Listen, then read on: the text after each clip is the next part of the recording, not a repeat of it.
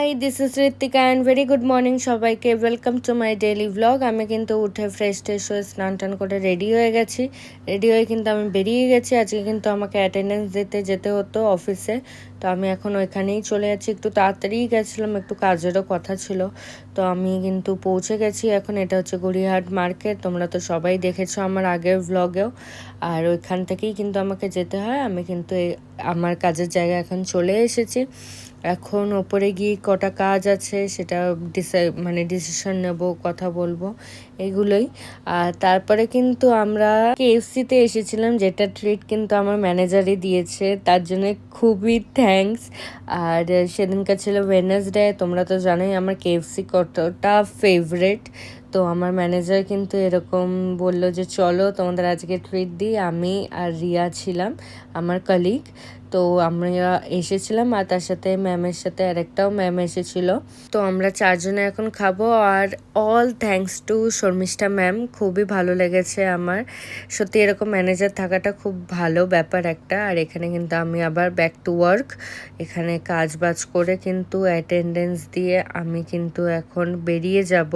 এই যে অ্যাটেন্ডেন্স কিন্তু টাইম কাউন্ট হচ্ছে, অ্যাটেন্ডেন্স দিয়ে কিন্তু আমি বেরিয়ে গেছিলাম। এই যে এখন বাসে, আমার মুখ চোখের অবস্থা দেখে বুঝতেই পারছো যে কতটা এক্সস্টেড। মানে কাজের ওইখানে অতটা প্রেশার না থাকলেও এই যাতায়াতের সময় এত বাসে ভিড় থাকে, তো সেই জন্যে। আর আমি কিন্তু রামনার বাজারে নেমেছি, নেমে কিন্তু আমি আইব্রোস প্লাক করার জন্য গেছিলাম পার্লারে, যেখান থেকে আমি করাই। এখানে কিন্তু আমার আইব্রোস প্লাগ হয়ে গেছে। আমি কিন্তু এখন বাড়ির দিকে হেঁটে হেঁটে চলে যাচ্ছি। আর গিয়ে কিন্তু একটুখানি আমি খেয়ে নিচ্ছিলাম, টিফিনই বলতে পারো। এখানে আমি ক্রিম রোল খাচ্ছিলাম, মা এটা দার্জিলিং থেকে এনেছিল। এটা খেয়েই কিন্তু আমি ফেসিয়াল করতে বসে গেছি। নিউট্রি গ্লোয়ের ফেসিয়াল কিট এটা। আমি ময়নাকে বললাম তুমি শো, আমি তোমাকে করে দিচ্ছি। ও তো কিছুতেই করলো না। আমি বললাম তাহলে তো আমাকে করে দাও, আমি শুচ্ছি, তুমি আমাকে করে দাও ফেসিয়ালটা। এখানে বলছিলাম যে বেশি ইউজ করো না, এটা অল্প অল্পতেই অনেক হয়ে যায়। তো এটা ওয়াইন ফেসিয়াল কিট ছিল। এটা ফার্স্ট স্টেপ ছিল হচ্ছে ক্লিনজার, যেটা ভর্তি ভর্তি করে নিয়েছিল। নিয়ে ভালো করে মাসাজ করে আমি বলছিলাম যে দেখো আমার এখনই গ্লো বোঝা যাচ্ছে। বলছে একটা স্টেপেই এত ভালো গ্লো বোঝা যাচ্ছে, এটা হয় কখন? আনছি না, সত্যিই বোঝা যাচ্ছে, মুখটা খুব ক্লিন লাগছিল। তারপরে কিন্তু স্ক্রাবিং করে দিচ্ছিল আমাকে। তারপরে স্টেপটা ছিল স্টেপ 2 স্ক্রাবিং, সেই স্ক্রাবটা করে দিচ্ছিল। তারপরে স্ক্রাবটা ভালো করে মাসাজ করে ওটা তারপরে করে কিন্তু জেল মাখিয়ে দিল আমাকে। জেলটা মাখানোর পর কিন্তু এখন ও আমাকে মাখাচ্ছে হচ্ছে ক্রিম, যেটা নিজে থেকেই নিয়ে নেবে। বাট ক্রিমটাও অনেকটা বেশি নিয়ে নিয়েছিল, তার জন্যে কিন্তু রুমাল জলে চুবিয়ে কিন্তু ওটাকে হালকা তুলতে হয়েছিল, কারণ ক্রিমটাও অনেকটাই বেশি দিয়েছিল। তারপরে ক্রিমের পর ছিল হচ্ছে স্টেপ 5, যেটা ছিল হচ্ছে প্যাক। সেটাও খুব ভালোভাবেই আমার মুখে সুন্দর করে লাগিয়ে দিয়েছিল।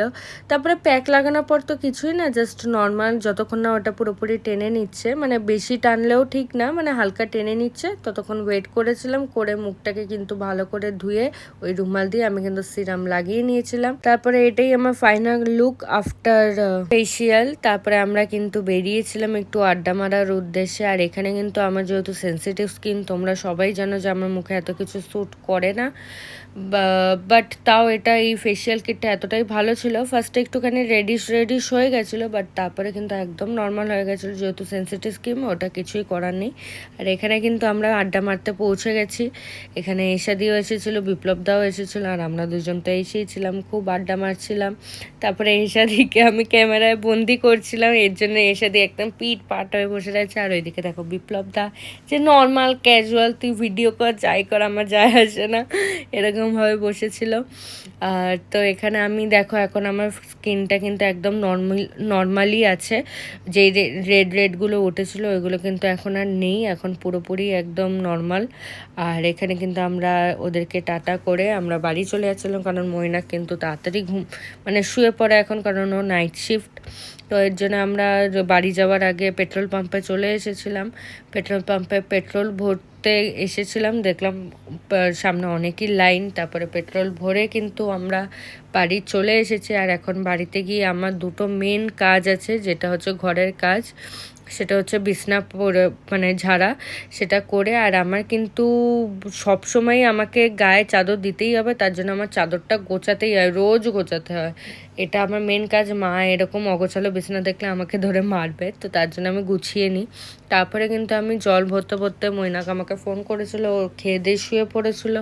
তো গুড নাইট কথা হচ্ছিল, মানে ঘুমানোর আগে যেই কথাটুকু হয় ওটাই বলছিলাম। তারপরে কিন্তু জল ভরে ওর সাথে কথা বলে আমি কিন্তু এখন চুল বেঁধে নিচ্ছি।